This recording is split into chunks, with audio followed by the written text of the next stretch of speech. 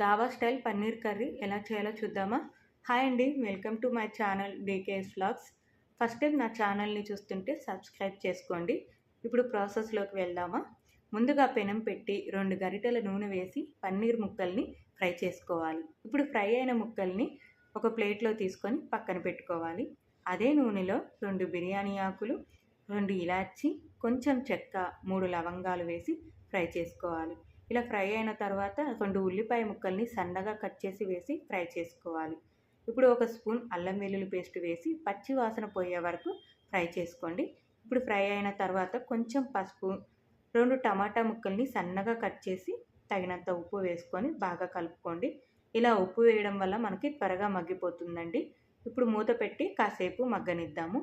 ఒక్కసారి ఇంట్లో చేసి చూడండి, రెస్టారెంట్ స్టైల్లోనే ఉంటుంది ఈ కర్రీ. చాలా బాగుంటుంది, మీ పిల్లలు బాగా ఇష్టంగా తింటారు.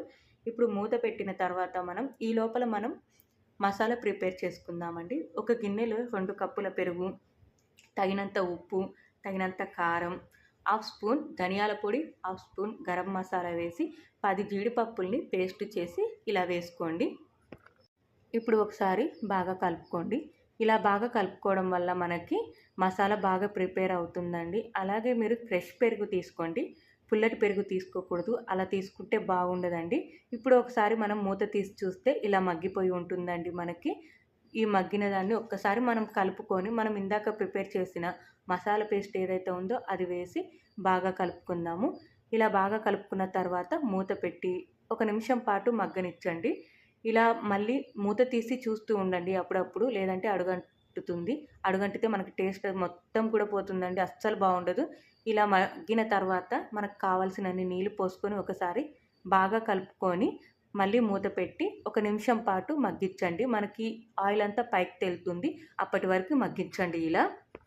ఇప్పుడు మూత తీసి ఒకసారి బాగా కలుపుకొని 1/2 స్పూన్ గరం మసాలా పొడి వేసి 1 స్పూన్ కసూరి మెంతి తీసుకొని చేతిలో బాగా దాన్ని వేసుకోండి.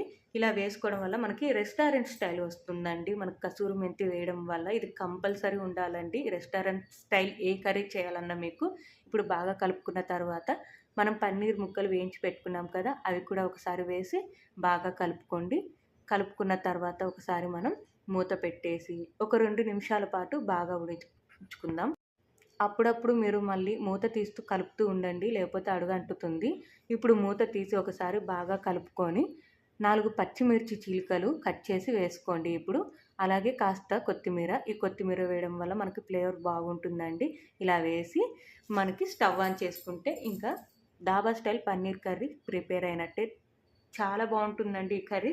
ఒక్కసారి ఖచ్చితంగా మీరు ట్రై చేయండి. ఇప్పుడు సర్వ్ చేసుకోవడమే ఇంకా బౌల్లో. చాలా అంటే చాలా బాగుంటుందండి. మీకు కనుక ఈ వీడియో నచ్చినట్లయితే లైక్ చేయండి, నా ఛానల్ని సబ్స్క్రైబ్ చేసుకోండి. Thank you for watching.